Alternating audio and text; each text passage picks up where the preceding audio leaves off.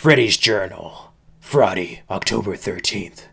All the whores and politicians will look up and shout, "Save us," and I'll whisper, "How's this for a wet dream?"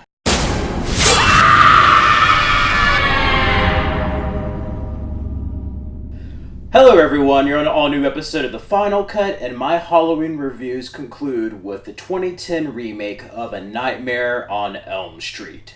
A Nightmare on Elm Street stars Jackie Earle Haley as Freddy Krueger, Rooney Mara as Nancy Holbrook, Kyle Gallner as Quentin Smith, Katie Cassidy as Chris Fowles, Thomas Dekker as Jesse Braun, and Kellen Lutz as Dean Russell. It is directed by Samuel Bayer. That's the cast and crew of A Nightmare on Elm Street. Now, of course, this is a remake of the 1984 Wes Craven classic, A Nightmare on Elm Street.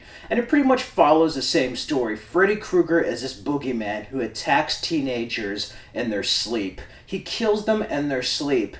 And you find out, of course, much like the original, it's because he was a child killer. And basically he's taking revenge upon the Elm Street kids because the parents burned him alive and made him who he is today as Freddy Krueger, this demonic, dreamlike entity. And Jackie Earle Haley, nobody is like Robert Englund, but Jackie Earle Haley does a solid job, even though it is a bit like Rorschach meets a burnt Master Splinter. It's well done. Now, they changed the design a bit to make it look like a real burn victim.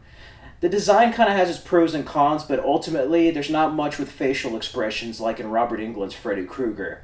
But it does get back to a much darker Freddy Krueger. They dropped the comedic stuff. He's a lot darker, more sadistic, and a little bit more to what his original vision was. In many ways, he's actually much darker than the Freddy in the first Nightmare on Elm Street. It wasn't really until the subsequent sequels that it got a little bit more dark before becoming comedic with one-liners. He was a bit more playful. He does a solid job, and then you have Rooney Mara, Katie Cassidy, Thomas Dekker, Kyle Gallner, and Kellen Lutz. They're teenagers, and I think the main problem with this film, besides the story, is two things. It's the relationship between the teenagers and the direction. Now, it does have shot-by-shot recreations. Many iconic scenes are recreated in this. And it's great, but it kind of has that Gus Van Sant Psycho feeling to it, where it's too close. They didn't try to do anything original.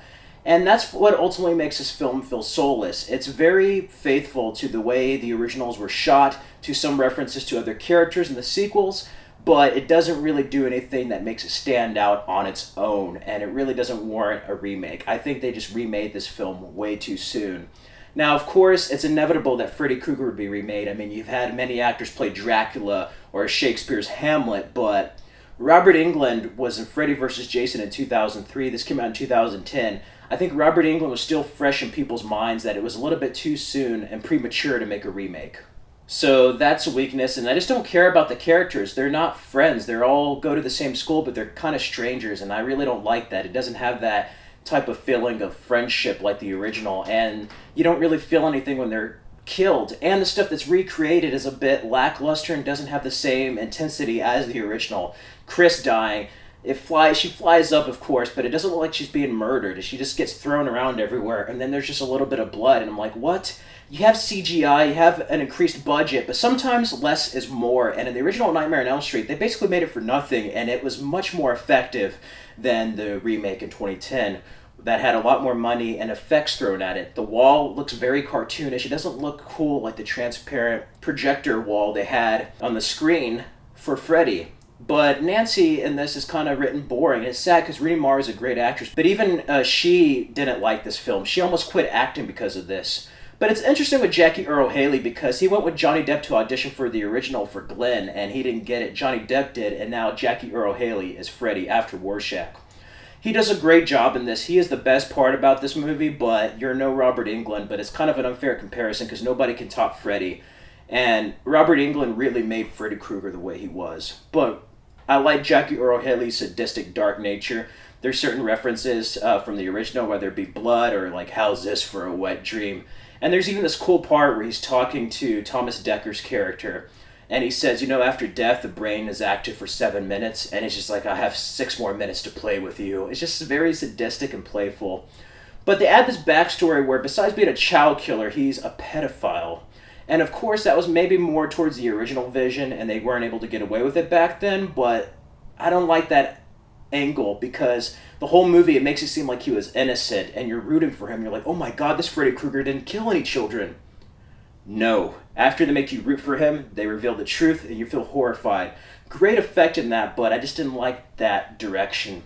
They could have just kept it with a child killer and it would have been better. Even though it was more faithful to the original source material with the original script, I just didn't like that direction, how they handled that. They could have done it in a better way. It would have been kind of cool to have something different, of a more sympathetic, tragic character. But, you know, Freddy is an evil bastard at nature, and you don't want to do that to him. But ultimately, it's just one of those films that is too close to the original and doesn't do anything new on its own. You do have some things, like seeing visions when you're awake. They add more stuff to why you're awake, and I like that. If there's more dread to them staying up and not going to sleep. There's certain visions, Freddy messing with them. You have this guy online, and he talks about Freddy Krueger coming after him and all this stuff on the internet and people around the world. It's very cool and kind of goes back to the original article Wes Craven read that inspired Nightmare on Elm Street. But yeah, it has a lot of interesting ideas, but ultimately it's too close. The kids, the acting feels flat. It's not as well done as the original film.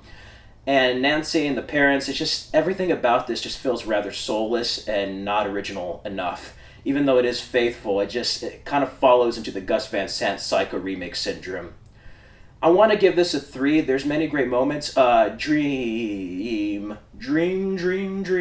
Great song. A beginning diner scene's really great. Kellen Lutz stayed up late, and he actually didn't go to sleep for a couple of days to look like that. But ultimately, this film also relies too much on jump scares. There's no moments like the original films where you're scared for more than 1 minute or even 1 second. There's a lot of jump scares here and there that get you, but nothing that's really terrifying for an entire sequence. Just a whole bunch of little jump scares popped in here and there. But the cinematography is well done, the score. I like the whole design of it. It's very cool. Now, the director of this also did music videos for Garbage, Maroon 5, and several other bands. So he definitely got that there, but it just wasn't as imaginative as the 80s Nightmare on Elm Street films.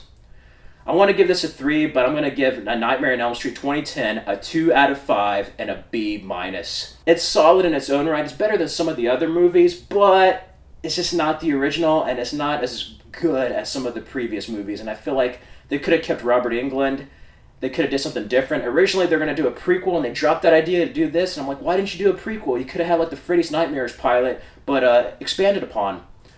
It's just sad, ultimately, of what could have been with modern CGI, more money and everything, and somehow we got less. And I think sometimes less is more. There's something about having a more limited budget that made that first one special. And it's not just nostalgia.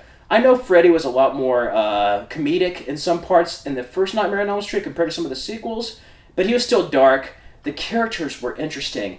The teenagers, the acting, I really got invested in those characters, and I really don't give a shit what happens to these characters. It's just not as interesting. So yeah, a 2 out of 5 and a B-. That is my review of A Nightmare on Elm Street. It's a solid movie to watch for Halloween, but it doesn't really quite make the final cut as much as the other Nightmare on Elm Street films. I do like it better than the Friday the 13th and Halloween remake. It's definitely the best out of that group of remakes, but it's not as good as the other Elm Street films, or it's not as good as it could have been. So for that, it doesn't make the final cut. But Jackie Earle Haley is one of the best parts of this movie. I kind of wish they were a little bit more playful and gave him a better script. But nevertheless, that is my review of A Nightmare on Elm Street. Feel free in the comments below. Let me know what you thought of A Nightmare on Elm Street. If you haven't seen it, I recommend going ahead and checking out the 1984 original, the sequels, and if you want to check this one out, go ahead, but you'll like the original more. If you've seen it, let me know your thoughts in the comments below. Did you like it? Which Nightmare on Elm Street is your favorite? Let me know in the comments below. If you like this, click the like button, comment on what your favorite Elm Street is, and subscribe for more videos.